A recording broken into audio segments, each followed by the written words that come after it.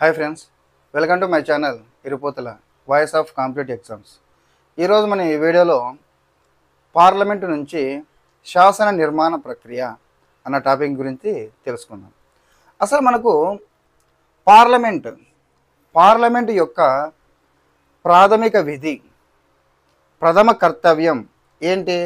శాసనాలను రూపొందించడం. పార్లమెంట్ యొక్క ప్రాథమిక విధి, ప్రథమ కర్తవ్యం ఏమిటంటే కనుక ఈ యొక్క శాసనాలను రూపొందించడం. వీటిని మనం సింపుల్గా పరిభాషలో బిల్స్ అని అంటాం. మామూలుగా మనం చూస్తూనే ఉంటాం, లోక్సభలో పలానా బిల్లు ప్రవేశపెట్టారని, లేకంటే పలానా బిల్లు లోక్సభలో ఆమోదం పొంది రాజ్యసభకు వెళ్ళింది అని. సో మామూలు కామన్ పరిభాషలో మనం ఏమంటామంటే కనుక బిల్ అంటాం. సో మనకు ఎన్ని రకాల బిల్లులు ఉన్నాయి అంటే 4 రకాల బిల్లులు ఉన్నాయి. సాధారణ బిల్లులు, 2 ద్రవ్య లేదా ఆర్థిక బిల్లులు, 3 ఆర్డినెన్స్కి సంబంధించినటువంటి బిల్లులు, 4 రాజ్యాంగ సవరణ బిల్లు. సో మనకు కామన్గా 4 రకాల బిల్లులు అనేవి మనము ఈ లోక్సభలో కానీ రాజ్యసభలో కానీ ప్రవేశపెట్టడం మనం చూస్తూ ఉంటాం. అది సాధారణ బిల్లు, 2 ద్రవ్య లేదా ఆర్థిక బిల్లు, 3 ఆర్డినెన్స్ బిల్లు, 4 రాజ్యాంగ సవరణ బిల్లు. నీకు ఏ బిల్లు ప్రవేశపెట్టినా కానీ మనకు ఆ బిల్లు ఒక సభలో ఆమోదం పొందడము, తర్వాత 2వ సభకు వెళ్ళడము, 2వ సభలో కూడా ఆమోదం పొందడము, రాష్ట్రపతి దగ్గరికి వెళ్ళడము. అంటే ఒక శాసనము అనేటటువంటిది చట్టముగా రూపాంతరం చెందుతుంది. సో మనకు ఒక సభలో ప్రవేశపెట్టినటువంటి శాసనము సభల యొక్క ఆమోదం పొందిన తర్వాత, ఈ శాసనం అనేటటువంటిది సభల యొక్క ఆమోదం పొందిన తర్వాత రాష్ట్రపతి ఆమోదాన్ని పొందినప్పుడు అది చట్టముగా రూపాంతరం చెందుతుంది. ఏదైనా ఒక శాసనాన్ని లేదా ఒక బిల్లును సభలో ప్రవేశపెట్టినప్పుడు అది పార్లమెంటు యొక్క ఆమోదం పొందిన తర్వాత, రాష్ట్రపతి యొక్క ఆమోదాన్ని పొందినప్పుడు శాసనం అనేది చట్టంగా రూపాంతరం చెందుతుంది. మనకి శాసన నిర్మాణ ప్రక్రియను గురించి మనకు 107 నుంచి 119 ప్రకరణలు ఈ శాసన నిర్మాణ ప్రక్రియను గురించి తెలియజేస్తాయి. రాజ్యాంగంలో ఉన్నటువంటి 107 నుంచి 119 వరకు ఉన్నటువంటి ఆర్టికల్స్ శాసన నిర్మాణ ప్రక్రియను గురించి తెలియజేస్తాయి. సో ఫస్ట్ మనం ఇందులో 1 by 1 చూద్దాము. మొదటిది సాధారణ బిల్లు. మనకు సాధారణ బిల్లుల గురించి తెలియజేసే ఆర్టికల్స్ 107. 107వ ఆర్టికల్ మనకు సాధారణ బిల్లును గురించి తెలియజేస్తుంది. ఏంటి సాధారణ బిల్లు అని అంటే కినా 109లో పేర్కొన్నటువంటి ద్రవ్య బిల్లు, 109లో పేర్కొన్నటువంటి ద్రవ్య బిల్లు, 117 ఆర్టికల్లో పేర్కొన్నటువంటి ఆర్థిక బిల్లు కాకుండా 109వ ఆర్టికల్లో పేర్కొన్నటువంటి ద్రవ్య బిల్లు, 117వ ఆర్టికల్లో పేర్కొన్నటువంటి ఆర్థిక బిల్లు కాకుండా మిగిలిన బిల్లుని సాధారణంగా సాధారణ బిల్లు అని అంటారు. 109లో పేర్కొన్న ద్రవ్య బిల్లు, 117లో పేర్కొన్నటువంటి ఆర్థిక బిల్లు కానటువంటి మిగిలిన బిల్లును మనం సాధారణంగా సాధారణ బిల్లు అని అంటాం. మనం సాధారణ బిల్లుని పార్లమెంటు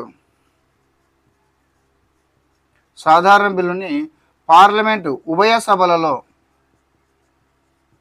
పార్లమెంట్లోని ఉభయ సభలలో, అది లోక్సభ కావచ్చు, రాజ్యసభ కావచ్చు, ఏ సభలోనైనా కానీ ప్రవేశపెట్టవచ్చును. సాధారణ బిల్లును ఉభయ సభలలో ఏ సభలోనైనా కానీ ప్రవేశపెట్టవచ్చును. సాధారణ బిల్లు ఉభయ సభల ఆమోదం పొందిన తర్వాత రాష్ట్రపతి ఆమోదానికి పంపించబడుతుంది. సాధారణ బిల్లు ఉభయ సభల ఆమోదం పొందిన తర్వాత రాష్ట్రపతి ఆమోదానికి పంపించబడుతుంది. మనకు ఉభయ సభలలో ఏ సభ అయినా కానీ ఆమోదించకపోయినా, తిరస్కరించిన తర్వాత పరిణామాలు ఎలా ఉంటాయి అనేది మనము క్లియర్గా చూద్దాం. ఇందులో ఫస్ట్ ఒక బిల్లు అనేటటువంటిది ప్రాసెసింగ్ జరగాలి. శాసన నిర్మాణ ప్రక్రియ. ఏదైనా బిల్లు మనకు సభలోకి ఎంటర్ అయ్యి స్టేజ్ వైజ్గా వెళుతూ చివరికి రాష్ట్రపతి వద్దకు వెళ్తుంది ఆమోదానికి. సో ఈ మధ్యలో మనకు ప్రధానంగా 5 దశలు ఉంటాయి. అది సాధారణ బిల్లు కావచ్చు, ఏ రకమైన బిల్లు అయినా కావచ్చు. ఒక బిల్లు మనకు సభలోకి ప్రవేశించిన తర్వాత చివరికి రాష్ట్రపతి ఆమోదానికి వెళుతుంది కదా. ఈ మొత్తం ప్రాసెస్లో మనకు 5 దశలు ఉంటాయి. ఫస్ట్ ఇది గుర్తుపెట్టుకోండి. సాధారణ బిల్లుని 107వ ఆర్టికల్ తెలియజేస్తుంది. సాధారణ బిల్లుని ఉభయ సభలలో ఏ సభలోనైనా కానీ ప్రవేశపెట్టవచ్చును. అయితే ఏ విధంగా మనకు స్టెప్ బై స్టెప్ వెళ్తుంది బిల్లు అనే దాని గురించి చూద్దాం. సో మనకు బిల్లు ఆమోదం పొందాలి అంటే 5 దశలు ఉంటాయి అంటున్నాం. సో నెంబర్ 1 ప్రవేశ దశ, అంటే సభలోకి ప్రవేశించేటటువంటి దశ. అసలు ఫస్ట్ బిల్లుని ఎవరు సభలో ప్రవేశపెడతారు? ఫస్ట్ ఫండమెంటల్ పాయింట్, బిల్లుని ఎవరు సభలో ప్రవేశపెడతారు? రాజ్యసభ చైర్మనా, రాజ్యసభ డిప్యూటీ చైర్మనా, లేకుంటే లోక్సభ స్పీకరా, లోక్సభ డిప్యూటీ స్పీకరా, రాష్ట్రపతి, ప్రధానమంత్రి? సో ఈ విధంగా ఎవరు ప్రవేశపెడతారు అన్నప్పుడు బిల్లుని పార్లమెంటు సభ్యుడు ఎవరు ప్రవేశపెడతారు? పార్లమెంటు సభ్యుడు మనకు సభలో బిల్లును ప్రవేశపెడతాడు. అయితే ఈ పార్లమెంటు సభ్యుడు అంటే మనకి MP, member of parliament. Parliament సభ్యుడు మనకు బిల్లును సభలో ప్రవేశపెడతాడు. కానీ పార్లమెంటు సభ్యుడి యొక్క స్వరూపాన్ని బట్టి, మనకు బిల్లులు 2 రకాలు. ఒకటి పబ్లిక్ బిల్లు, మొదటిదేంటి పబ్లిక్ బిల్లు, రెండవది ప్రైవేట్ బిల్లు. పార్లమెంటు సభ్యుడి యొక్క స్వరూపాన్ని బట్టి పబ్లిక్ బిల్లు, ప్రైవేట్ బిల్లు అని అంటున్నాం. పబ్లిక్ బిల్ ఏంటి, ప్రైవేట్ బిల్ ఏంటి? పబ్లిక్ బిల్ అంటే ప్రభుత్వంలో ఉన్నటువంటి మంత్రి, ఎవరు? ప్రభుత్వంలో ఉన్నటువంటి మంత్రి ప్రవేశపెట్టేటటువంటి దానిని మనము పబ్లిక్ బిల్ అని అంటాం. ప్రైవేట్ బిల్ అంటే మంత్రి కానటువంటి మిగిలిన ఏ పార్లమెంటు సభ్యుడైనా కానీ ప్రవేశపెట్టేటటువంటి దాన్ని మనం ప్రైవేట్ బిల్లు అని అంటాం. మంత్రి ప్రవేశపెట్టే అధికారంలో ప్రభుత్వంలో ఉన్నటువంటి మంత్రి ప్రవేశపెట్టే దాన్ని పబ్లిక్ బిల్లు అని అంటాము. మంత్రి కానటువంటి మిగిలిన ఏ పార్లమెంటు సభ్యుడైనా ప్రవేశపెట్టేదాన్ని ప్రైవేటు బిల్లు అని అంటాం. అసలు ఈ పబ్లిక్ బిల్లు మరియు ప్రైవేటు బిల్లు ఏ విధంగా సభ ముందుకు అంటే ప్రవేశ దశకు వస్తాయి? వెంటనే ప్రవేశపెట్టవచ్చా?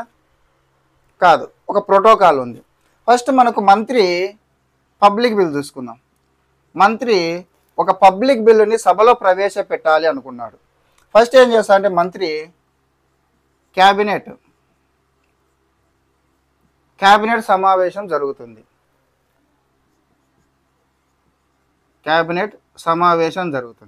సో మంత్రి ప్రవేశపెట్టదలుచుకున్నటువంటి ఆ యొక్క బిల్లుని ఫస్ట్ క్యాబినెట్ సమావేశంలో క్యాబినెట్ ఆమోద ముద్ర క్యాబినెట్ ఆమోదిస్తుంది. క్యాబినెట్ ఆమోదించిన తరువాత సభలో ప్రవేశపెట్టడానికి 7 డేస్, ఎన్ని రోజులు? 7 డేస్, 7 రోజుల ముందర ఏ సభలో అయితే ఆ బిల్లును ప్రవేశపెట్టాలనుకుంటున్నారో ఆ సభా అధ్యక్షుడు ముందర ఉంచుతారు. ఫస్ట్ మంత్రి ఏ బిల్లును ప్రవేశపెట్టాలనుకున్నా క్యాబినెట్ సమావేశంలో హాజరుపరుస్తాడు. క్యాబినెట్ సమావేశంలో ఆమోదం పొందిన తర్వాత ఏ సభలో అయితే ప్రవేశపెట్టాలి అనుకుంటున్నారో ఆ సభా అధ్యక్షుడి దగ్గరికి 7 రోజుల ముందర ఆ యొక్క బిల్లును పంపించడం జరుగుతుంది. ఆ సభా అధ్యక్షుడు, ఫర్ ఎగ్జాంపుల్ లోక్సభలో ప్రవేశపెట్టాలి అనుకున్నారు, లోక్సభ స్పీకరు ఆ బిల్లుని క్షుణ్ణంగా పరిశీలించి అందులో ఏదన్నా చట్టపరమైనటువంటి అవాంతరాలు కానీ ఎటువంటివి కానీ అసంగతమైనటువంటివి ఏమైనా ఉన్నట్లయితే అటార్నీ జనరల్, ఎందుకంటే అటార్నీ జనరల్ అనేటువంటి వ్యక్తి మనకు భారతదేశంలోనే అత్యున్నత న్యాయాధికారి. సో అటార్నీ జనరల్ యొక్క సలహాలు సూచనలు తీసుకొని ఆ తర్వాత సభా అధ్యక్షుడు తన ఆమోదాన్ని తెలిపి ఏ తేదీన ఆ బిల్లు అనేటటువంటిది సభ ముందు ప్రవేశపెడుతున్నాడో తన ఆమోదాన్ని తెలుపుతాడు. ఆ తేదీన అది ప్రవేశ దశ, అంటే ఆ సభలోకి ప్రవేశిస్తుంది. చర్చించడానికి ఆ బిల్లు అనేటువంటి సభలోనికి ప్రవేశిస్తుంది. ఇది public bill.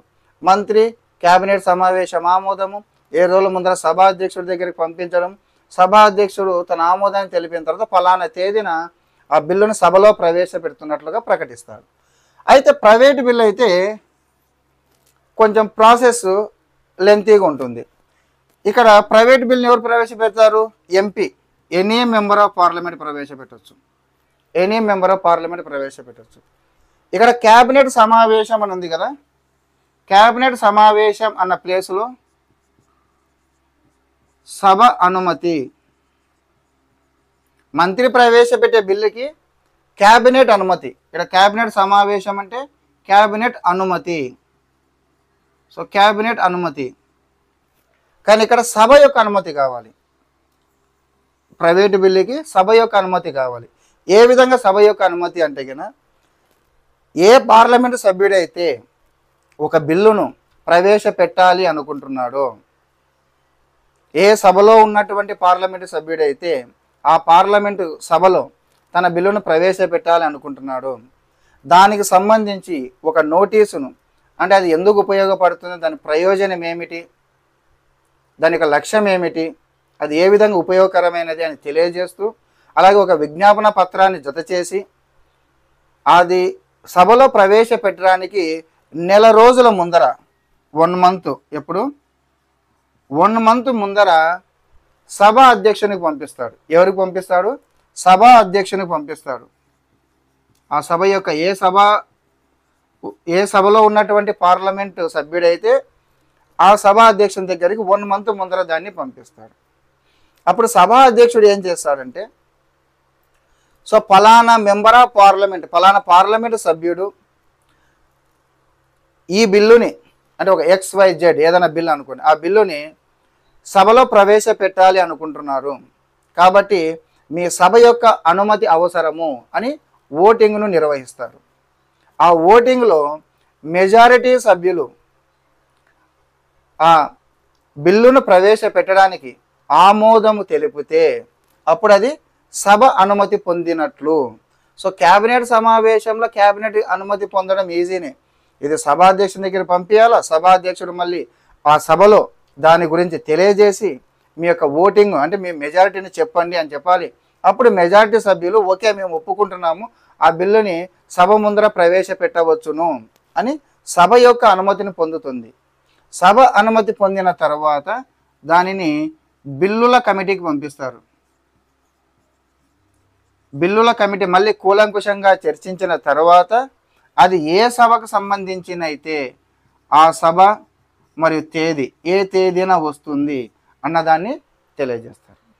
So public bill అయితే కనుక సింపుల్, మంత్రి క్యాబినెట్ అనుమతి, తర్వాత సభాధ్యక్షుడి దగ్గర పంపించడం, సభాధ్యక్షుడు ఏదైనా లొసుగులు ఏమన్నా ఉంటే అటార్నీ జనరల్ సలహాలు సూచనలు తీసుకోవడం, ఫలానా తేదీన సభ ముందర ప్రవేశపెట్టబడుతుంది అనౌన్స్ చేస్తారు. ఇది వచ్చే సభానుమతి, ఇక్కడ ఎక్కువ ప్రాసెస్ జరుగుతుంది, సభానుమతి దగ్గర ఎక్కువ ప్రాసెస్ జరుగుతుంది. ఆ తర్వాత బిల్లుల కమిటీకి పంపించడం, బిల్లుల కమిటీ అటార్నీ జనరల్తో చర్చించడం, అంతా అయిపోయిన తర్వాత ఏ సభకు సంబంధించిన ఆ సభ మరియు ఫలానా తేదీని ప్రకటిస్తుంది. ఈ విధంగా పబ్లిక్ బిల్లు కావచ్చు, ప్రైవేట్ బిల్లు కావచ్చు, సభ ముందుకి రావడం జరుగుతుంది. మనకు 1953 నుంచి కూడా ఒక ప్రోటోకాల్ పెట్టుకున్నారు. ఏది? ప్రైవేట్ బిల్లుకి సమావేశాలు జరుగుతున్నప్పుడు శుక్రవారం విడిచి శుక్రవారం చివరి 2 గంటలు శుక్రవారం విడిచి 1953 నుంచి కూడా ఈ సాంప్రదాయాన్ని పెట్టుకున్నారు. ఎప్పుడు? సమావేశాలు జరుగుతున్నటువంటి సమయంలో శుక్రవారం విడిచి శుక్రవారము చివరి 2 గంటలను ప్రైవేట్ బిల్లు పరిశీలనకు సంబంధించిన టైంగా నిర్ధారించారు. ఇది మొదటిది, అంటే ప్రవేశ దశ. నెక్స్ట్ ప్రవేశ దశ అయిపోయిన తర్వాత రెండవ దశ, దీన్ని చర్చ దశ లేదా పఠన దశ అని అంటారు. చర్చ దశ లేదా పఠన దశ అంటారు. ఇందులో 3 స్టేజెస్ ఉంటాయి. స్టేజ్ 1 ఏమవుతుందంటే, ఇంకా ఈ నుంచి రెండు ఒకటే, పబ్లిక్ బిల్ అయినా ప్రైవేట్ బిల్ అయినా కానీ ఒకే వేలో వెళ్తుంది. ఏ సభ్యుడు అయితే ప్రవేశపెట్టాడో, పార్లమెంట్ సభ్యుడు, ఎంపీ ప్రవేశపెట్టాడు లేదా మంత్రి ప్రవేశపెట్టాడో, ఏ సభ్యుడు అయితే ప్రవేశపెట్టాడో ఆ సభ్యుడు ఆ యొక్క బిల్లు యొక్క శీర్షికను చదివి సభ్యులందరికీ వివరిస్తారు. దానిలో ఉన్న ప్రయోజనాలు ఏమిటి, దాని యొక్క లక్ష్యాలు ఏమిటి, వాటన్నిటిని సభ ముందర కూలంకుషంగా వివరించడం జరుగుతుంది. ఆ విధంగా వివరించిన తరువాత దానిని ఒక గెజెట్, భారత ప్రభుత్వ గెజెట్ రూపంలో దాని ఆ ప్రతులను ప్రచురిస్తారు. అంటే బుక్ రూపంలో అయితే బుక్ రూపంలో, కొన్ని కాపీస్ ఉంటే కొన్ని కాపీసు, నీకు ఆ విధంగా భారత గెజెట్ రూపంలో ఆ ప్రతులను, ఏ బిల్లు అయితే సభ ముందుకు వచ్చిందో ఆ బిల్లుని ఆ గెజెట్ రూపంలో ప్రచురిస్తారు. ఆ తర్వాత స్టేజ్ 2. సో ఈ గెజెట్ అన్నింటినీ ఆ యొక్క పార్లమెంట్ సభ్యులందరికీ పంచుతారు. ఆ పంచిన తర్వాత మనకు అక్కడ సాధారణ చర్చ జరుగుతుంది. ఏం జరుగుతుంది? సాధారణ చర్చ జరుగుతుంది. సాధారణ చర్చ జరిగిన తర్వాత, ఇదే శాసన నిర్మాణ ప్రక్రియలో వెరీ వెరీ క్రూషియల్ మూమెంట్. సాధారణ చర్చ జరిగిన తర్వాత 4 రకాల దారులు ఉన్నాయి. ఒకటి, అప్పుడే చర్చించి, సభ్యులందరూ అప్పుడే చర్చించి ఆమోదాన్ని తెలపడం, లేదా దానిని సెలెక్ట్ కమిటీకి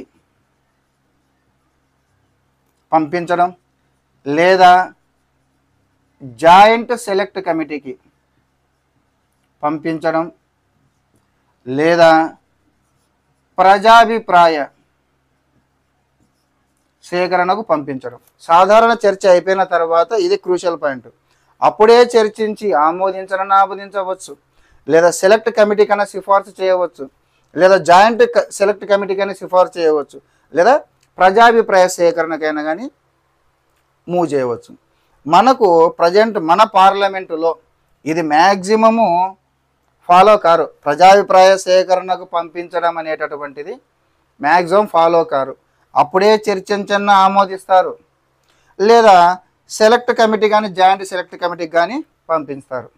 కానీ మనకు ఇది ప్రోటోకాల్ కాబట్టి మొత్తం మీద చదవాలి. మ్యాక్సిమం అప్పుడే చర్చించి ఆమోదం పొందుతారు. చాలా బిల్లులు కూడా అదే విధంగా ఆమోదం పొందుతాయి. ఒక్కొక్కసారి మనకు సెలెక్ట్ కమిటీ కానీ జాయింట్ సెలెక్ట్ కానీ పంపించడం జరుగుతుంది. ప్రజాభిప్రాయ సేకరణ is very rare. So first ఇక్కడ ఏమవుతుందంటే కనుక, సెలెక్ట్ కమిటీ అప్పుడే చర్చించి ఆమోదిస్తే కానీ నో ప్రాబ్లం. సెలెక్ట్ కమిటీనే నిర్ణయాక కమిటీ అని అంటారు. సెలెక్ట్ కమిటీనే నిర్ణయాక కమిటీ అంటారు. సెలెక్ట్ కమిటీని ఎవరు నియమిస్తారు? ఏ సభలో అయితే ఆ బిల్లు ప్రవేశపెట్టబడిందో ఆ సభ అధ్యక్షుడు, ఏ సభలో అయితే ప్రవేశపెట్టబడిందో ఆ సభ అధ్యక్షుడు సెలెక్ట్ కమిటీ, నిర్ణాయక కమిటీని నియమిస్తాడు. ఈ నిర్ణాయక కమిటీలో 20 నుంచి 30 మంది సభ్యులు ఉండడానికి వీలుంది. 20 నుంచి 30 మంది సభ్యులు ఉండడానికి వీలుంది. ఈ 20 నుంచి 30 మంది సభ్యులలో 3/4 అధికార పార్టీకి చెందినటువంటి వారు ఉంటే, 1/4 ప్రతిపక్ష పార్టీ లేదా ఇతర పార్టీలకు చెందినటువంటి వారు ఉంటారు. టోటల్ 20 to 30 మెంబర్స్లో 3/4 అధికార పార్టీకి చెందిన వాళ్ళు, 1/4 ప్రతిపక్షం ఇతర పార్టీలకు చెందినటువంటి వారు ఉంటారు. ఇందులో కోరం వచ్చేసి 1/3 ఇస్ ద కోరం. కోరం అంటే ఏంటంటే కన్నా, ఒక సమావేశాన్ని నిర్వహించడానికి కావాల్సినటువంటి మినిమం సభ్యుల సంఖ్య, దాన్ని మనం కోరం అని అంటారు. 1/3 కోరంగా తీసుకుంటారు.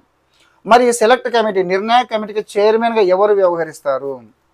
ఒకవేళ బిల్లు రాజ్యసభలో ప్రవేశపెట్టబడినప్పుడు డిప్యూటీ చైర్మన్ గిన ఆ సభలో సభ్యుడిగా ఉంటే అతడే చైర్మన్గా ఉంటాడు. లేదా లోక్సభలో ప్రవేశపెట్టారనుకుందాం, లోక్సభలో డిప్యూటీ స్పీకర్ సభ్యుడిగా ఉంటే ఈ 20 నుంచి 30 మందిలో అతడే చైర్మన్గా వివరిస్తాడు. సింపుల్గా ఏంటంటే కన్నా, డిప్యూటీ చైర్మన్ కానీ డిప్యూటీ స్పీకర్ కానీ కమిటీలో సభ్యుడిగా ఉంటే వాళ్ళే చైర్మన్గా వ్యవహరిస్తారు. ఒకవేళ వీళ్ళు లేకుంటే, డిప్యూటీ చైర్మన్ కానీ డిప్యూటీ స్పీకర్ కానీ లేకుంటే, ఆ కమిటీ యొక్క చైర్మన్ని ఆ సభా అధ్యక్షుడు నిర్ణయిస్తాడు. ఆ కమిటీ సభ్యుల యొక్క అభిప్రాయం మేరకు ఆ సభా అధ్యక్షుడిని ఆ చైర్మన్ని సభా అధ్యక్షుడు నియమిస్తాడు. సో ది సెలెక్ట్ కమిటీకి సర్టన్ టైం పీరియడ్ ఇస్తారు. సో ఆ టైం పీరియడ్ లోపల ఈ యొక్క సెలెక్ట్ కమిటీ తన యొక్క నివేదికను సభ ముందర, ఇదంతా చర్చ దశనే, ఇంకా సభ ముందర, అందుకే ఇదే వెరీ ఇంపార్టెంట్ దశ, సభ ముందర ఉంచుతుంది. తనకు నిర్ణయించినట్టు టైం లోపల సభ ముందర ఉంచుతుంది. ఇది select committee. Joint select committee అంటే సేమ్ సెలెక్ట్ కమిటీ మాదిరే, కాకపోతే జాయింట్ సెలెక్ట్ కమిటీ అంటే కన్నా, ఇక్కడ సెలెక్ట్ కమిటీ అంటే కన్నా ఒక సభ నుంచే, అంటే ఏ సభలో అయితే ప్రవేశపెట్టబడిందో, చర్చ జరుగుతుందో, ఏ సభలో అయితే సాధారణ చర్చ జరుగుతుందో, ఆ సాధారణ చర్చ జరిగేటటువంటి సభ నుంచే ఈ యొక్క కమిటీని నియమిస్తే దాన్ని సెలెక్ట్ కమిటీ అంటారు. అలా కాకుండా రెండు సభల నుంచి, చర్చ జరిగే సభ, రెండవ సభ, రెండు సభల నుంచి గిన మెంబర్స్ని సెలెక్ట్ చేసి దానిలో నియమించినట్లయితే దాన్ని జాయింట్ సెలెక్ట్ కమిటీ అంటారు. ఇక ప్రజాభిప్రాయ సేకరణ అని అంటే గిన, ఒకవేళ సభ్యులందరూ ప్రజాభిప్రాయ సేకరణ జరపాలి అని నిర్ణయించారంటే గిన సభాధ్యక్షుడు దాన్ని మూవ్ ఆన్ చేస్తాడు. ఆ రాష్ట్రాలకి తెలియజేసి, అన్ని రాష్ట్రాలకి అప్లికబుల్ ఏదైతే అన్ని రాష్ట్రాలకి, లేదా ఏ రాష్ట్రానికి అప్లికబుల్ అయితే ఆ రాష్ట్రానికి, లేదా కొన్ని రాష్ట్రాలకు మాత్రమే అయితే కొన్ని రాష్ట్రాలకి. సో ఆ రాష్ట్రాలకు తెలియజేసి ఆ రాష్ట్రాల గజెట్ రూపంలో, మళ్ళీ రాష్ట్రాలకు వేరే ఉంటాయి కదా రాజపత్రాలు, ఆ రాష్ట్రాల గజెట్ రూపంలో వాటిని ప్రచురించి ప్రజాభిప్రాయ సేకరణని పంపిస్తారు. ఇక్కడ దీనికి 3 నెలల సమయాన్ని ఇస్తారు. సో 3 నెలల సమయం తర్వాత రాష్ట్రాల యొక్క అభిప్రాయాన్ని సేకరించి మళ్ళీ దాన్ని సెలెక్ట్ కమిటీకి కానీ జాయింట్ సెలెక్ట్ కానీ పంపించి అదంతా అయిపోయిన తర్వాత చివరికి స్టేజ్ 3. ఈ స్టేజ్ 3 మళ్ళీ రెండవ చర్చలే పఠన దశ. సో ఇది ఫైనల్ చర్చించే దశ. సో ఈ దశలో ఇంకా బిల్ అనేటటువంటిది, అందులో ఏమైనా సవరణలు చేయాలా, ఏమైనా మార్పులు చేర్పులు చేసేవి ఏమన్నా ఉన్నాయా, వాటన్నిటిని గురించి కూలంకుషంగా చర్చించిన తర్వాత ఏ సభలో అయితే ప్రవేశపెట్టారో, అంటే మనకు మొదటి సభ అవుతుంది కదా, అది మొదటి సభ ఆమోదం పొందుతుంది. సో మొదటి సభ ఆమోదం పొందిన తర్వాత మూడవ దశ అంటే రెండవ సభలో చర్చ. సో రెండవ సభలో కూడా పైన చెప్పినటువంటి ప్రోటోకాల్ ఫాలో కావడానికి అవకాశం ఉంది. అప్పుడే చర్చించి సభ్యులందరూ ఆమోదం తెలపవచ్చు, సెలెక్ట్ కమిటీకి పంపించవచ్చు, జాయింట్ సెలెక్ట్ కమిటీకి పంపించవచ్చు, ప్రజాభిప్రాయ సేకరణకు పంపించవచ్చు. మొదటి సభకు ఏ హక్కులు అయితే ఉన్నాయో రెండవ సభకు కూడా అవే హక్కులు అవే అధికారాలు ఉంటాయి. ఇక రెండవ సభ ఇక్కడ మనకు ఆమోదం తెలపవచ్చు, దాని ఇష్టం కదా, తిరస్కరించవచ్చు, పునఃపరిశీలన అంటారు, అంటే సవరణలు సూచించవచ్చు. సో మనకు రెండవ సభ ఏం చేయొచ్చు, అది పంపించినటువంటి బిల్లును అదే విధముగా ఎటువంటి మార్పులు చేర్పులు లేకుండా ఆమోదం తెలపవచ్చును. ఇక్కడ ఎటువంటి ప్రాబ్లం ఉండదు. ఆమోదం తెలిపిందే రాష్ట్రపతి ఆమోదానికి వెళ్ళిపోతుంది, వెంటనే సిగ్నేచర్ అయిపోతుంది రాష్ట్రపతిది, శాసనము చట్టరూపం దాలుస్తుంది. ఇక్కడే ప్రాబ్లం. తిరస్కరించింది అనుకుందాం, రెండవ సభ తిరస్కరించింది అనుకుందాం. మనకు తిరస్కరించింది అన్నప్పుడు ప్రాబ్లం కదా. ప్రాబ్లం అన్నప్పుడు మనకు ఇది మీకు గుర్తుంచడానికి చెప్తున్నాను. మనకు అంబులెన్స్ అంటే మనకు 108 గుర్తొస్తుంది. 108 అంబులెన్స్ అంటాం. ఏమంటావు? 108 ఎప్పుడు వస్తుంది? నీకు ప్రాబ్లం ఉన్నప్పుడు వస్తుంది, నీకు సిక్, నీకు ఏదైనా ప్రమాదంలో ఉన్నప్పుడు వస్తుంది. అందుకు నేను దాన్ని ఆ విధంగా నేను గుర్తుంచుకున్నాను. సో ఆ విధంగా గుర్తుంచుకుని మీకు ఎప్పుడైనా కానీ ఈ 108 అంబులెన్స్ అంటేనే ఆర్టికల్, ఇక్కడ వచ్చేసి ఆర్టికల్ 108 ఆర్టికల్ అంటే మీకు గుర్తొస్తుంది. సో అది తిరస్కరించింది అనుకుందాం. రెండవ సభ తిరస్కరించింది. తిరస్కరించిన మొదటి సభ ఏమో ఆమోదం పొందింది, రెండవ సభ తిరస్కరించింది, అంటే ప్రతిష్టంభన ఏర్పడింది. 108 అంబులెన్స్ అంటే ఇక్కడ అంబులెన్స్ కాదండి, ఆర్టికల్ 108 ఆర్టికల్ ప్రకారము ఉభయ సభల సంయుక్త సమావేశాన్ని ఏర్పాటు చేస్తాడు రాష్ట్రపతి. ప్రాబ్లం వచ్చినప్పుడు అంబులెన్స్ వస్తుంది కాబట్టి ఇక్కడ కూడా ప్రాబ్లం వచ్చింది కాబట్టి అంబులెన్స్ లాంటి ఆర్టికల్ వచ్చింది 108, అంబులెన్స్ లాంటి ఆర్టికల్ 108. సో రాష్ట్రపతి ఏం చేస్తాడు, రెండు సభల మధ్య ప్రతిష్టంభన ఏర్పడింది కాబట్టి ఉభయ సభల సంయుక్త సమావేశాన్ని ఏర్పాటు చేస్తాడు. ఒకవేళ సవరణలు చేసి ఎన్నిక పంపించింది అనుకుందాం మొదటి సభకి, ఇక్కడ కూడా మళ్ళీ ఒకవేళ ఈయన ఆ సవరణలను మొదటి సభ సవరించి బాగానే చెప్పింది, సవరణ చేయమనింది, సవరిద్దాం అని సవరించి ఓకే చేస్తే నో ప్రాబ్లం, రాష్ట్రపతి ఆమోదానికి వెళ్తుంది, ఆమోదం పొంది చట్టరూపం అవుతుంది. కానీ ఆ సవరణలను మొదటి సభ ఆమోదించలేదు, రెండవ సభ చెప్పిన సవరణను పునః పరిశీలించి సవరణ చేయండి అన్న దానిని మొదటి సభ ఆమోదించకుంటే మళ్ళీ ప్రాబ్లం వస్తుంది, మళ్ళీ 108 అంబులెన్స్ ఆర్టికల్ వస్తుంది, 108 అంబులెన్స్ ఆర్టికల్, మళ్ళీ ఉభయ సభల సంయుక్త సమావేశం ఏర్పడుతుంది. ఒకవేళ ఆమోదము తిరస్కారం పునః పరిశీలన కాకుండా అది ఏం చెప్పకుండా దాని దగ్గరనే పెట్టుకుంది, రెండవ సభ ఏం చెప్పలే, ఆమోదించలే, తిరస్కరించలే, సవరణలు చేయలే. ఆ బిల్లు వచ్చింది, దాన్ని మళ్ళీ చర్చిద్దామని వాయిదా వేసినారు, దాని దగ్గరే పెట్టుకుంది. 6 నెలలు గడిచింది. ఎన్ని నెలలు? 6 నెలలు. ఎన్ని నెలలు? 6 నెలల వరకు అది ఎటువంటి అనౌన్స్మెంట్ చేయకుంటే, ఆమోదం కానీ తిరస్కారం కానీ సవరణలు కానీ చేయకుంటే మళ్ళీ ఉభయ సభల ప్రతిష్టంభన ఏర్పడిందని భావించి 108 అంబులెన్స్. అంటే మనకేం లేదు, రెండు సభలు ఆమోదిస్తే నో ప్రాబ్లం, రెండు సభలు ఆమోదించినప్పుడు ఉభయ సభల ప్రతిష్టంభన ఏర్పడుతుంది. దాని ప్రకారం 108 ప్రకారము రాష్ట్రపతి ఉభయ సభల సంయుక్త సమావేశాన్ని ఏర్పాటు చేస్తాడు. అదే నాలుగోది. మనకు నాలుగోది ఏంది?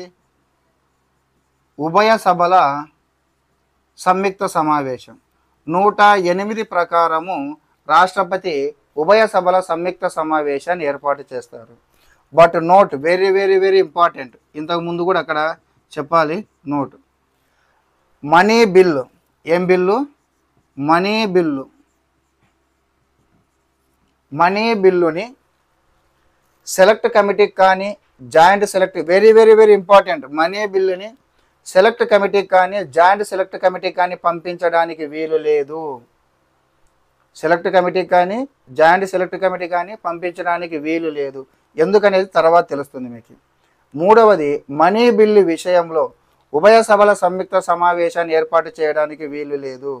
కొన్ని సందర్భాల్లో ఉంది, అది ఆర్థిక బిల్లు విషయంలో, అది తర్వాత నెక్స్ట్ మనం చెప్పుకుందాం. తర్వాత ఇంకా ఐదవది, చివరి దశ, రాష్ట్రపతి ఆమోదము. రాష్ట్రపతి ఆమోదము. సో రాష్ట్రపతి దగ్గరికి ఉభయ సభలు వేరువేరుగా ఆమోదించిన, ఉభయ సభల సంయుక్త సమావేశంలో మెజారిటీ సభ్యులు ఆమోదించిన, చివరికి అది రాష్ట్రపతి ఆమోదానికి వెళుతుంది. ఇక రాష్ట్రపతి ఆమోదించవచ్చును, తిరస్కరించవచ్చును, తన వద్దే ఉంచుకోవచ్చును, లేదా పునః పరిశీలనకు పంపించవచ్చును. ఇది మళ్ళీ రాష్ట్రపతి వీటో అధికారాల కిందికి వస్తాయి. రాష్ట్రపతి గురించి మనం చెప్పుకునేటప్పుడు వీటి గురించి కూలంకుషంగా చెప్పుకున్నాం. ఫస్ట్ మనకి బిల్లు మూవ్ ఆన్ గురించి చెప్పుకుంటున్నాం కాబట్టి ఇక్కడ మళ్ళీ వేరే టాపిక్ వీటోకి వెళ్ళినామంటే కానీ కన్ఫ్యూజ్ అవుతారు. సో బిల్లు రాష్ట్రపతి ఆమోదించినాడు, ఆమోదించిన వెంటనే ఏమవుతుందంటే ఇక్కడ ప్రభుత్వం, భారత ప్రభుత్వము తన రాజపత్రం గెజెట్ రూపంలో ఒక డేటును ముద్రించి ఆ డేటు నుంచి ఆ శాసనము చట్ట రూపంలోనికి మారి చట్టముగా అమలు చేయబడుతుంది. ఒకవేళ రాష్ట్రపతి పునః పరిశీలన పంపించాడు అనుకుందాం, తిరస్కరించడము, తన వద్దే ఉంచుకోవడం, పాకెట్ వీటో అంటారు, అవి తర్వాత చెప్తాను ఏం జరుగుతుందని. పునః పరిశీలనకు పంపించాలనుకుందాం. రాష్ట్రపతి పునః పరిశీలనకు పంపించిన తర్వాత ఆ యొక్క సభలు, పార్లమెంటు అతను పంపించిన లేదా అతను చేసిన సిఫార్సులను అమలు చేస్తూ లేదా మార్పులు చేసి అయినా పంపించవచ్చు, లేదా రాష్ట్రపతి చేసిన సిఫార్సులను మార్పు చేయకుండా యాజ్ టీజ్గా పాతదాన్నే పంపించింది అనుకుందాం. రెండవసారి ఖచ్చితంగా రాష్ట్రపతి ఆమోదం తెలపాలి. ఆమోదాన్ని తెలపాలి. బట్ మనీ బిల్లుని చూడండి, మనీ బిల్లుని సెలెక్ట్ కమిటీకి జాయింట్ సెలెక్ట్ కమిటీకి పంపించడానికి వీలు లేదు. మనీ బిల్లు విషయంలో ఉభయ సభల సంయుక్త సమావేశాన్ని ఏర్పాటు చేయడానికి వీలు లేదు. మనీ బిల్లును పునః పరిశీలనకు పంపించడానికి వీలు లేదు, ఖచ్చితంగా ఆమోదించాల్సిందే. సో రాష్ట్రపతి మనీ బిల్లుని పునః పరిశీలనకు పంపించడానికి వీలు లేదు. సో ఇది ఒక బిల్లు సభలో ప్రవేశపెట్టిన దగ్గర నుంచి రాష్ట్రపతి ఆమోదం పొంది చట్టరూపం మారడానికి ఉన్నటువంటి శాసన నిర్మాణ ప్రక్రియ. సో మనకు మొదట సాధారణ బిల్లు అయిపోయింది. సాధారణ బిల్లు 107వ ఆర్టికల్ సాధారణ బిల్లును గురించి తెలియజేస్తుంది. సో ఏ విధంగా మూవ్ ఆన్ అవుతుంది, లాస్ట్కి రాష్ట్రపతి ఆమోదం ఏ విధంగా పొందుతుందో తెలుసుకుందాం. తర్వాత మనకు డబ్బుకు సంబంధించినటువంటిది రెండవది సాధారణ బిల్లు. తర్వాత రెండో ద్రవ్య బిల్లు. ద్రవ్య బిల్లు దీన్నే మనం మనీ బిల్లు అని అంటాం. Money bill. మనకు ద్రవ్య బిల్లు గురించి 109వ ఆర్టికల్ తెలియజేస్తుంది. ఆర్టికల్ 109. మనకు 107 తర్వాత 108. ఇంతకుముందు చెప్పుకున్న 108 ఉభయ సభల సంయుక్త సమావేశం. 108 అంబులెన్స్ మాదిరి ప్రతిష్టంభన ఏర్పడినప్పుడు 108 అంబులెన్స్ వస్తుంది, వచ్చి ఉభయ సభల సంయుక్త సమావేశాన్ని ఏర్పాటు చేస్తుంది. సో 108 వచ్చేసి ఉభయ సభల సంయుక్త సమావేశం చెప్పుకున్నాం. నెక్స్ట్ 109 మనకు ద్రవ్య బిల్లు, మనీ బిల్లు గురించి చెప్తుంది. ఏంటిది మనీ బిల్లు అని అన్నప్పుడు very very very very very very important. Money bill ద్రవ్య బిల్లును రాష్ట్రపతి సిఫార్సు లేనిదే పార్లమెంటులో ప్రవేశపెట్టడానికి వీలు లేదు. మనీ బిల్లుని రాజ్యసభలో ప్రవేశపెట్టకూడదు. మనీ బిల్లు రాష్ట్రపతి సిఫార్సు లేనిదే పార్లమెంటులో ప్రవేశపెట్టకూడదు. అంటే ఖచ్చితంగా రాష్ట్రపతి సిఫార్సు మేరకే సభలో ప్రవేశపెట్టాలి. రాష్ట్రపతి అనుమతి తప్పనిసరి మనీ బిల్లుకి. సాధారణ బిల్లుకి అవసరం లేదు. సాధారణ బిల్లుకి నీకు సభలో ప్రవేశపెట్టిన తర్వాత చర్చ జరిగిన తర్వాత రాష్ట్రపతి ఆమోదానికి వెళ్తుంది. కానీ ఇక్కడ మనీ బిల్లునికి 100% మొదట రాష్ట్రపతి అనుమతి తీసుకొని రాష్ట్రపతి సిఫార్సు మేరకే సభలో ప్రవేశపెట్టాలి. అది కూడా రాజ్యసభలో ప్రవేశపెట్టకూడదు, లోక్సభలోనే ప్రవేశపెట్టాలి. ఎందుకంటే మనీ బిల్లు విషయంలో అంతిమ నిర్ణయం లోక్సభదే. మనీ బిల్లు విషయంలో అంతిమ నిర్ణయం లోక్సభదే. బాగా గుర్తుపెట్టుకోండి. మనీ బిల్లుని రాష్ట్రపతి సిఫార్సు లేనిదే సభలో ప్రవేశపెట్టకూడదు, రాజ్యసభలో ప్రవేశపెట్టకూడదు, లోక్సభలోనే ప్రవేశపెట్టాలి. అది రాష్ట్రపతి సిఫార్సు మేరకే ప్రవేశపెట్టాలి. లోక్సభదే అంతిమ నిర్ణయము. లోక్సభ ఆమోదం పొందిన తర్వాత అప్పుడు బిల్లును రాజ్యసభలోకి ప్రవేశపెడతారు. రాజ్యసభ బిల్లును ఆమోదించవచ్చును, తిరస్కరించవచ్చును, పునఃపరిశీలన సిఫార్సులు చేసి పునఃపరిశీలన వెనక్కి మళ్ళీ లోక్సభకు పంపించవచ్చును. ఆమోదించవచ్చును, తిరస్కరించవచ్చును, ఏమైనా సిఫార్సులను చేసి పునఃపరిశీలన తిరిగి లోక్సభకు పంపించవచ్చును. లోక్సభ ఈ యొక్క రాజ్యసభ చేసినటువంటి సిఫార్సులను ఆమోదించి ఒకేసేసి దాంట్లో పొందుపరిచినట్లయితే, ఆ బిల్లు పొందుపరిస్తే ఉభయ సభల ఆమోదం పొందినట్లు బిల్లు. రాజ్యసభ చేసిన సిఫార్సులను లోక్సభ ఆమోదించి బిల్లులో పొందుపరిచింది అనుకుందాం. ఉభయ సభల ఆమోదం పొందినట్లే, మళ్ళీ రాజ్యసభ పంపించాల్సిన అవసరం లేదు. ఒకవేళ లోక్సభ రాజ్యసభ చేసిన సిఫార్సులను ఆమోదించలేదు, రాజ్యసభ చేసిన సిఫార్సులను సభలను ఆమోదించకపోయినప్పటికీ, బాగా గుర్తుపెట్టుకుని, ఆమోదించినా ఓకే, ఆమోదించకపోయినప్పటికీ, ఎందుకంటే మనీ బిల్లు విషయంలో లోక్సభది అంతిమ నిర్ణయం కాబట్టి రాజ్యసభ చేసినటువంటి వీటిని ఆమోదించకపోయినప్పటికీ ఉభయ సభల ఆమోదం పొందినట్లుగానే పరిగణిస్తారు. కన్ఫ్యూజ్ కావద్దు. రాష్ట్రపతి సిఫార్సు మేరకు లోక్సభలోనే ప్రవేశపెట్టాలి. లోక్సభ అంతిమ నిర్ణయం. లోక్సభలో అయిపోయిందో రాజ్యసభ అంటే క్యాజువాలిటీ కోసం రాజ్యసభకు పంపిస్తున్నారు అంతే. నామమాత్రపు కోసం పంపిస్తున్నారు రాజ్యసభకి. రాజ్యసభ ఆమోదించిన, తిరస్కరించిన, పునఃపరిశీలనకు పంపించిన, ఏం చేసినా ఇక్కడ నామమాత్రపు అధికారాలు ఉంటాయి. మనీ బిల్లు విషయంలో రాజ్యసభకి నామమాత్రం. ఏదో మన ఊళ్ళో చెప్తారు పెద్ద తరహా కాబట్టి ఒక మాట చెప్దామని వచ్చినాను అంటారు చూడండి.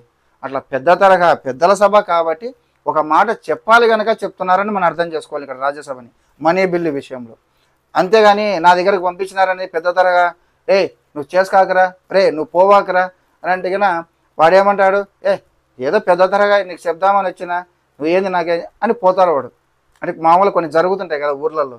అట్లా రాజ్యసభ పెద్ద తరగా ఒకే ఆమోదించిందని దాన్ని పెద్ద తరగా నిలబడుతుంది. లేదు నేను ఒకే చేయను, తిరస్కరిస్తాను, పునః పరిశీలన చేయాల్సిందే దీని అన్నారంటే కన్నా లోక్సభది అంతిమ నిర్ణయం. ఆమోదించనని ఆమోదించవచ్చు, తిరస్కరించడు. ఆమోదించినా తిరస్కరించినా ఫైనల్గా అయితే ఆమోదం పొందినట్లుగానే పరిగణించాలి. ఇక 5వది, ఖచ్చితంగా లోక్సభ నుంచి రాజ్యసభకు వెళ్ళిన తర్వాత మనం సాధారణ బిల్లు విషయంలో 6 నెలలు అని చెప్పుకున్నాం. ఎన్ని నెలలు? 6 నెలలు అని చెప్పుకున్నాం. 6 నెలల వరకు తన వద్దే ఉంచుకోవచ్చు అని చెప్పినాం. ఇప్పుడు లోక్సభ నుంచి ఒక బిల్లు రాజ్యసభకు పోయింది, 6 నెలల వరకు తన వద్దనే ఉంచుకోవచ్చు. కానీ మనీ బిల్లు విషయంలో అట్లా లేదు. 2 వీక్సే, 14 రోజులు మాత్రమే, 14 డేస్. సాధారణ బిల్లు విషయంలో 4 నెలలు, కానీ మనీ బిల్లు విషయంలో ఆ టైమింగ్ చాలా తక్కువ, షార్ట్ పీరియడ్, 2 వీక్స్. 14 డేస్ లోపల రాజ్యసభ ఖచ్చితంగా తన నిర్ణయాన్ని తెలపాలి. అది ఆమోదించడమా, తిరస్కరించడమా, పునః పరిశీలన ఏదైనా కావచ్చు.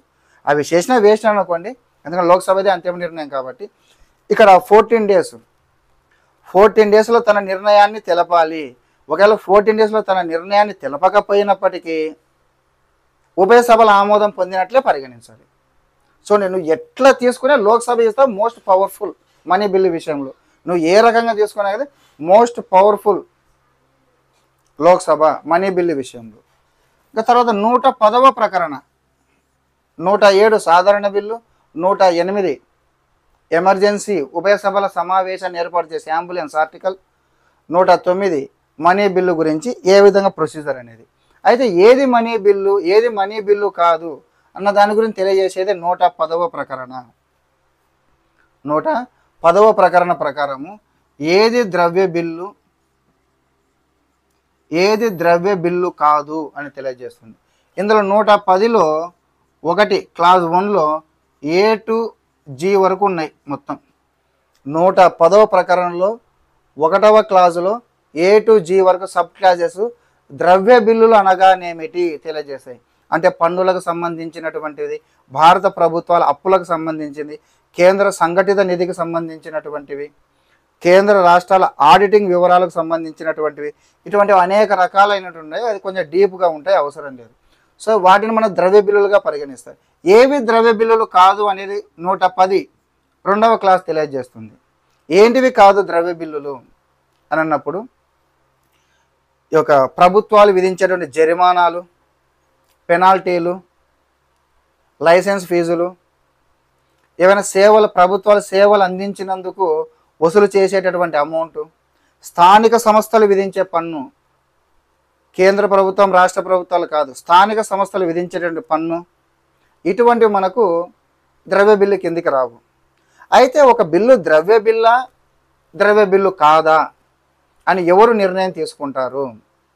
చాలామంది కన్ఫ్యూజ్ అవుతారు. రాష్ట్రపతి అనుకుంటారు. కాదు, రాష్ట్రపతి కాదు. Very very important. ఒక బిల్లు ద్రవ్య బిల్లా కాదా అని అంతిమ నిర్ణయం తీసుకునేది లోక్సభ స్పీకర్. లోక్సభ స్పీకర్. చాలామంది ఈ యొక్క మనీ బిల్ అంటేనే రాష్ట్రపతి ఆమోదం కావాలి, ప్రవేశపెట్టడానికి రాష్ట్రపతి ఆమోదం కావాలి. చాలామంది ఏమనుకుంటారంటే రాష్ట్రపతి ఆమోదం కాబట్టి ఈ ద్రవ్య బిల్లుని వాటిని ఆమోదించే రాష్ట్రపతి కాబట్టి రాష్ట్రపతి నిర్ణయించాలనుకుంటారు. కాదు, సభలో ప్రవేశపెట్టడానికి రాష్ట్రపతి ఆమోదం అవసరము.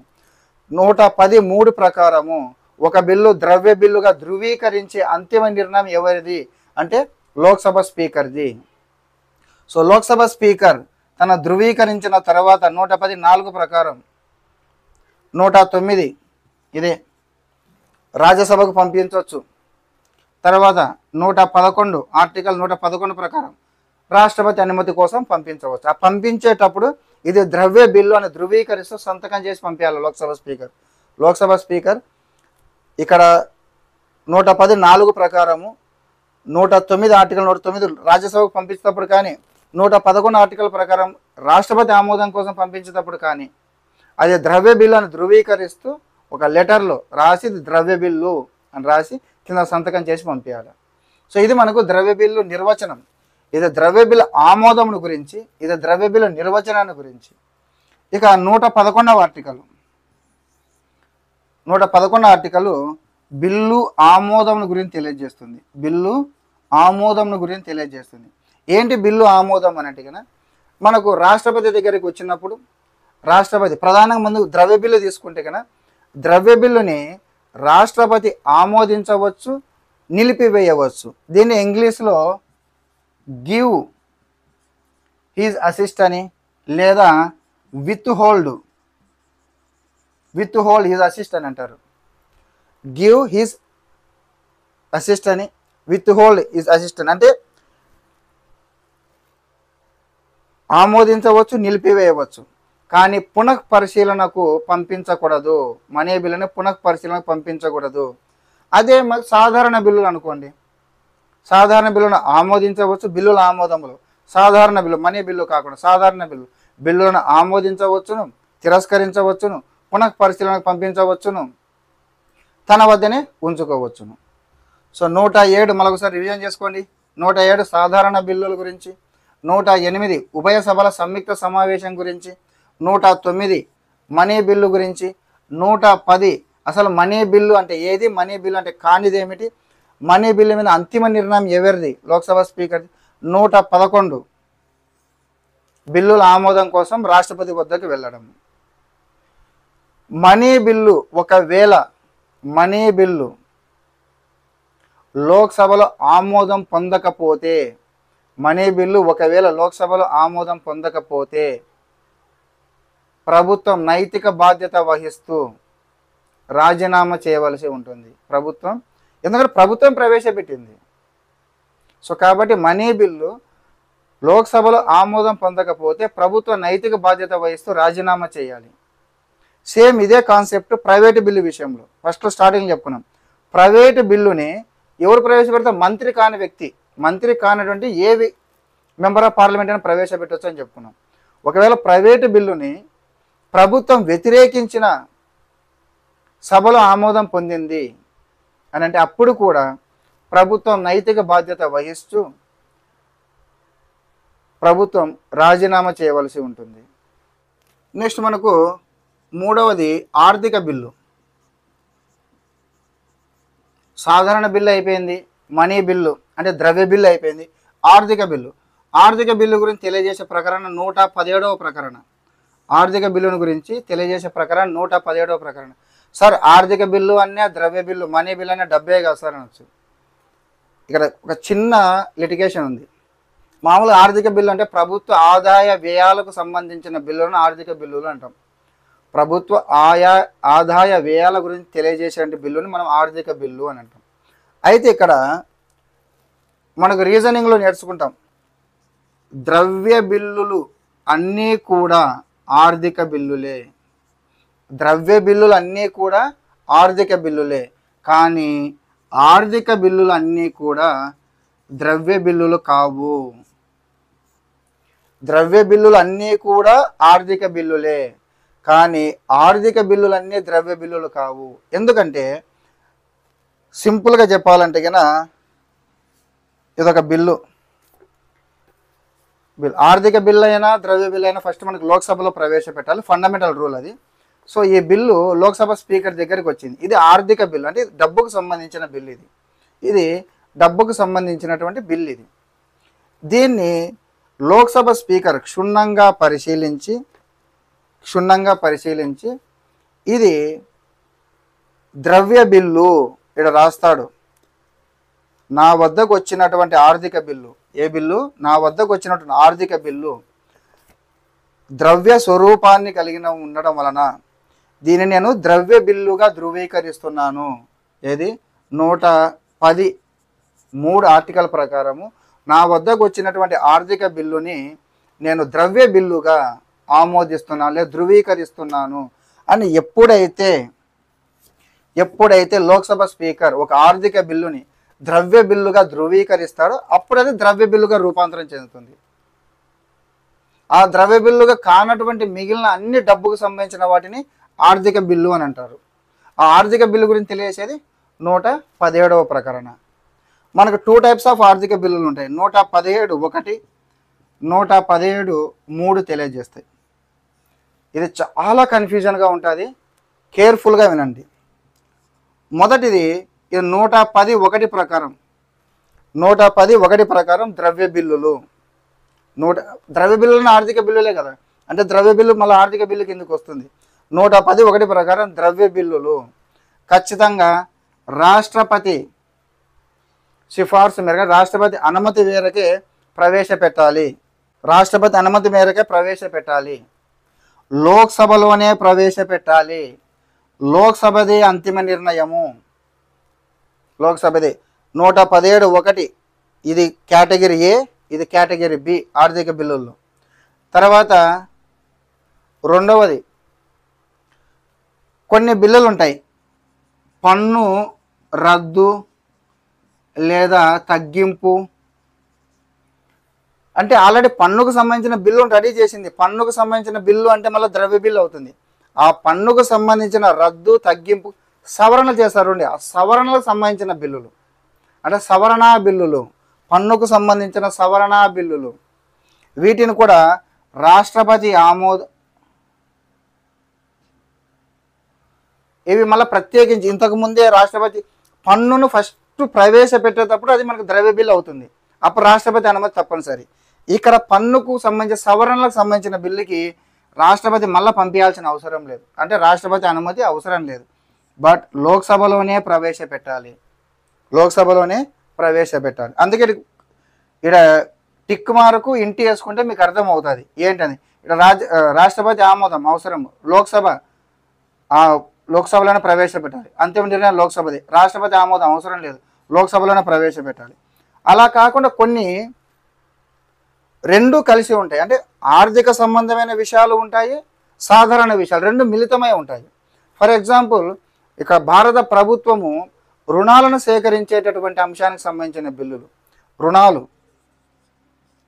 ఈ రుణాలకు సంబంధించినటువంటి అంశాలకు సంబంధించిన బిల్లులు, అంటే దానిలో రుణాలకు సంబంధించిన అంశాలు ఉంటాయి, దానికి రిలేటెడ్గా ఉన్నటువంటి సాధారణ అంశాలు ఉంటాయి. సో ఇట్లా కంబైన్డ్గా ఉన్నప్పుడు దీనికి రాష్ట్రపతి ఆమోదం తప్పనిసరి, లోక్సభలోనే ప్రవేశపెట్టాలి. అనేది రుణాలకు సంబంధించినది, అంటే ద్రవ్య బిల్లుకు సమానమైనటువంటి ఈక్వల్ పవర్సే ఉంటాయి దీనికి కూడా, లోక్సభలోనే ప్రవేశపెట్టాలి. అయితే రాజ్యసభ దగ్గరికి వచ్చేటప్పటికీ రాజ్యసభ దీన్ని సాధారణ బిల్లుగానే పరిగణిస్తుంది. కాబట్టి రాజ్యసభ దీన్ని ఆమోదించవచ్చు, తిరస్కరించవచ్చు, పునఃపరిశీలన పంపించవచ్చు. అంటే ఇటువంటి బిల్లుల విషయంలో ఉభయ సభల సంయుక్త సమావేశాన్ని ఏర్పాటు చేయడానికి అవకాశం ఉంది. ఇది వెరీ వెరీ ఇంపార్టెంట్. 110 ద్రవ్య బిల్లు, నో ప్రాబ్లం, ఉభయ సభలు లేవు, ఏం లేవు, లోక్సభనే మొత్తం ఫుల్ పవర్స్. పన్నులకు సవరణకు సంబంధించిన బిల్లులు రాష్ట్రపతి అనుమతి లేదు కానీ లోక్సభకే ఫుల్ పవర్స్. కొన్ని అట్లా ఆర్థికపరమైన అంశాలు, సాధారణ అంశాలు రెండు కంబైన్డ్గా ఉండేటువంటి బిల్లులు. సో అటువంటి బిల్లుల విషయంలో రాష్ట్రపతి సిఫార్సు అవసరమే, లోక్సభలోనే ప్రవేశపెట్టాలి. బట్ రాజ్యసభకు మాత్రం పవర్స్ ఉంటాయి, ఉభయ సభల సంయుక్త సమావేశాన్ని ఏర్పాటు చేయవలసి ఉంటుంది. తర్వాత ఇంకా మిగిలిన అన్ని ఆర్థిక బిల్లులు, ఇవి కానటువంటి మిగిలిన ఆర్థిక బిల్లులు అంటే ఆర్థిక ఆమోదం పొంది అమలు చేయడానికి అవసరమైనటువంటి బిల్లులు కావచ్చు, భారత సంఘటిత నిధి నుంచి ఖర్చు చేయడానికి అవసరం వచ్చినటువంటి బిల్లులకు సంబంధించిన బిల్లులు కావచ్చు. ఇటువంటి ఇవి కాకుండా మిగిలిన ఆర్థిక బిల్లులన్నీ కూడా ఈ కేటగిరీ కిందకి వస్తాయి. దీనికి రాష్ట్రపతి అనుమతి తప్పనిసరి. దీన్ని లోక్సభలో కానీ రాజ్యసభలో కానీ ఏ సభలోనైనా ప్రవేశపెట్టవచ్చు. లోక్సభలో కానీ కేటగిరీ 2, లోక్సభలో కానీ రాజ్యసభలో ఏ సభలోనైనా ప్రవేశపెట్టవచ్చు. ఇక్కడ కూడా రెండిటి కూడా సేమ్ పవర్స్ ఉంటాయి, ఉభయ సభల సంయుక్త సమావేశానికి అవకాశము ఉంది. సో ఇది మనకు ఆర్థిక బిల్లు గురించి.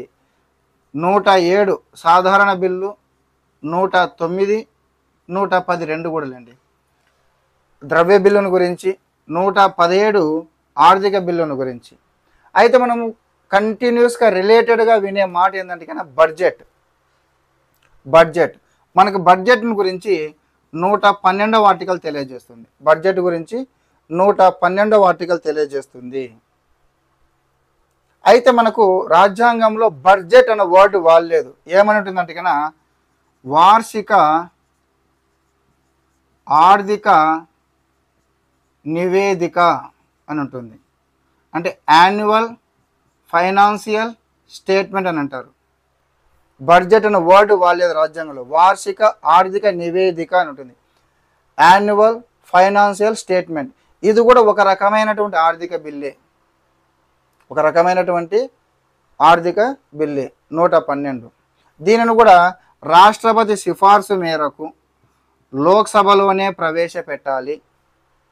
రాష్ట్రపతి సిఫార్సు మేరకు లోక్సభలోనే ప్రవేశపెట్టాలి. దీనిని కూడా రాష్ట్రపతి ఆమోదించవచ్చు, నిలిపివేయవచ్చు, కానీ పునః పరిశీలనకు పంపించడానికి వీలు లేదు. వీటిని ఖచ్చితంగా మనీ బిల్లు అంటేనే రాష్ట్రపతి ఆమోదం తప్పనిసరిగా ఉంటుంది. పునః పరిశీలన పంపించడానికి అయితే వీలు లేదు. సో ఇంకా మనకు 112 బడ్జెట్ రిలేటెడ్, మొత్తం బడ్జెట్ రిలేటెడ్ ఆర్థిక బిల్లు, అదేవిధంగా ద్రవ్య బిల్లు, ఈ రెండింటికి రిలేటెడ్గా ఉండేదే మనకు బడ్జెట్ బిల్లు. మనకు భారతదేశంలో మొట్టమొదటిసారిగా బడ్జెట్ 1870 ఏప్రిల్ 7వ తారీఖున ప్రవేశపెట్టినారు. 1870 మనకు కౌన్సిల్ చట్టాలు వస్తాయి. స్టార్టింగ్లో మనం చెప్పుకున్నాం, చారిత్రాత్మక నేపథ్యంలో చెప్పుకున్నాం. 1861 కౌన్సిల్ చట్టం వస్తుంది. 1858 భారత ప్రభుత్వ చట్టం అయిపోయిన తర్వాత 1861 కౌన్సిల్ చట్టం. ఆ కౌన్సిల్ చట్టం తర్వాత మనకు 1870లో ఏప్రిల్ 7న మనకు మొట్టమొదటిసారి బ్రిటిష్ వారి హయాంలో భారతదేశ బడ్జెట్ని ప్రవేశపెట్టారు. ఆ తర్వాత భారతదేశానికి స్పెషల్ బడ్జెట్ని ప్రవేశపెట్టారంటే కానీ అప్పటి వరకు బ్రిటన్లో బడ్జెట్ని కలిపి ఇచ్చేవాళ్ళు. స్పెషల్గా భారతదేశం ఒక బడ్జెట్ని ప్రవేశపెట్టినది. స్వాతంత్రం వచ్చిన తర్వాత మొట్టమొదటి బడ్జెట్ని ప్రవేశపెట్టిన వ్యక్తి ఎవరంటే షణ్ముఖ శెట్టి. స్వాతంత్రం వచ్చిన తర్వాత బడ్జెట్ని ప్రవేశపెట్టిన మొట్టమొదటి వ్యక్తి షణ్ముఖ శెట్టి.